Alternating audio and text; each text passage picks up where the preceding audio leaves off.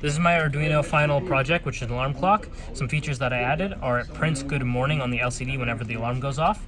This LED blinks every single time the alarm goes off, and there's a snooze button which snoozes it for approximately 9 minutes. So I'll just demonstrate it. Set the alarm for 1 minute, the time for 1 minute. So you see the LED blinking, it prints good morning, and then I can snooze it, and it says snooze whenever it's snoozed. And then it comes back. That's it.